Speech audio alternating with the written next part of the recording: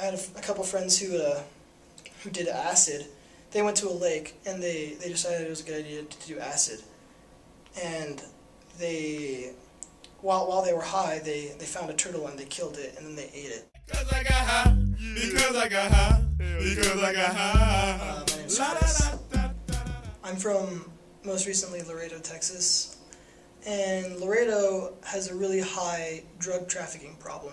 It's right on the border. My dad's a border patrol agent. I don't think I met one person at school who had not at least tried drugs. Instead of like, hey, let's go hang out, it's like, hey, let's go smoke. Like that's the hanging out where I come from. So it's like either you do it and you have friends, or you don't.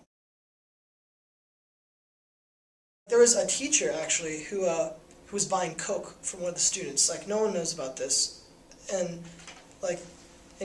so the students like basically had total power over this guy, because like if they ratted him out, then he could lose his job, he'd lose his life.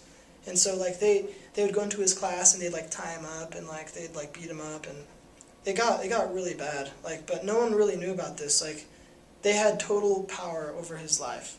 And the security guards, it's not really worth like their time, because they get paid what, like $10 an hour, like 8 hours a day. Like they don't really care enough to like stop anything, or to like, they're not going to risk their lives for $10 an hour. It heightens sensations. Like it makes music sound better. It makes like touch feel better. Like a lot of the parents really encourage it. I had a friend who'd invite all of his friends to smoke, and his mom would go out and smoke a bowl or two with them. Like it was just like the parents were totally supportive of the kids as long as it was just weed. Despite what people may say, how weed isn't weed is totally a gateway drug. Like there's a group of kids who they were my friends, and they started with weed, and they're like, yeah, we're not gonna go any farther. Weed is where we'll stay. Like that's within like 3 months they were like doing X, coke, painkillers. Like one of them tried heroin. Like I've known kids who shoot up. Like it's just like, and they started like 6 months ago on weed. Like that's where they started. Would you find that at your high school it would help to have a uniform dress code? We had one. Anyone could just put on the dress code and they could just blend in. Like we had older guys, older drug dealers, older people like come in and just, as long as they had the uniform on, they could just waltz through our school and like do their business and get out. Like it's way easy. It's a lot easier when you're just like dressed the same as everyone else. Have you ever had friends who have expressed a desire to stop them?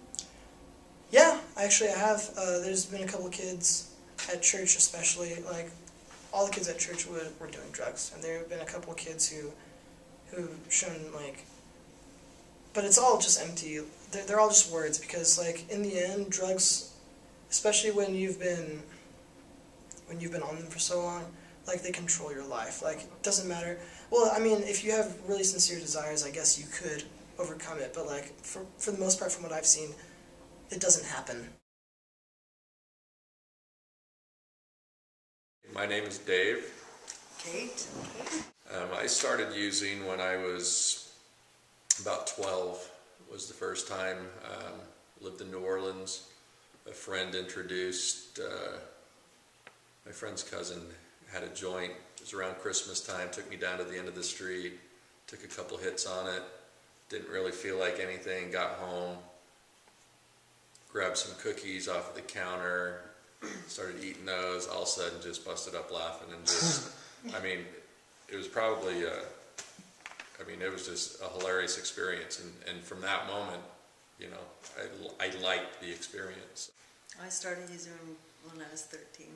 It started out with a cigarette, and then within 2 weeks, I was smoking marijuana, and then within that year, drinking.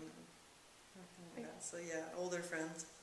It seemed pretty accessible here. I mean, I always was with people that had it, so I didn't ever have to try to go find it. It was just there. Which drug did you start out on? Marijuana. Alcohol, then marijuana. So how did you decide that you wanted to stop We hit rock bottom, and it was either prison or cleanup. I mean, it came to the point where we had kids. I had found out I was pregnant with Star, our littlest, and it was just like, okay, you can lose your kids or you can clean up. And really, it came to the point that being high was just not even fun anymore. The probation officers, I mean, they were constantly at our house, kicking in our doors. I mean, it just wasn't, they made it very inconvenient for us to be drug addicts and be high all the time. And the biggest part of quitting, so many people are just like, oh, I can't do it, it's so hard. The biggest part is your mental attitude. And for us, we decided that that was it. And so once you decide mentally, it makes the whole process a lot easier. You know. We also moved a couple months later. We moved from one end of the county to the other, and we got involved in church, which is something we hadn't done. And so we completely reinvented ourselves. And so nobody in our new ward had any idea that we were former addicts. The only way I can say no is to remove myself from anybody who would ask me, hey, you want to go get high? And that's what you find by associating yourself with the church. So you got to change your friends, change your playpens. Should we get into this debate? I want to move to Mendocino, California and grow marijuana for a living without using it, because I know you could make a good living doing it. I mean, that was half my battle, is the money. It's more than the money, though. Yeah. For me, I mean, it's all about your clothing, your textiles, your pharmaceuticals, all the things that could come with good use out of the hemp plant. However, a lot of really bad, I mean, you know, you can weigh it both ways. A lot of great could come of it, but a lot of really bad could come of it. It's a gateway. I mean, it's going to open up a lot of opportunities, but you know what? I think it would be a more manageable, just like alcohol is a manageable problem. It's a very large problem, and more people probably kill others drinking and driving, I think, than you'll ever have somebody smoking weed and driving. Yeah. But it's just another gateway that's going to open up, you know. Would you say most people in jail use drugs? Oh, every single absolutely. 99.999% of the people in jail use drugs. If not, they were pedophiles. What advice do you have for teenagers or young people that are... You know what? Choose your friends wisely. It's about your friends. I mean, your friends, and yeah, they're the ones that are going to be the driving force behind what direction you go. It's who you associate with. And if you think that you're strong enough, I promise persistence beats resistance every time.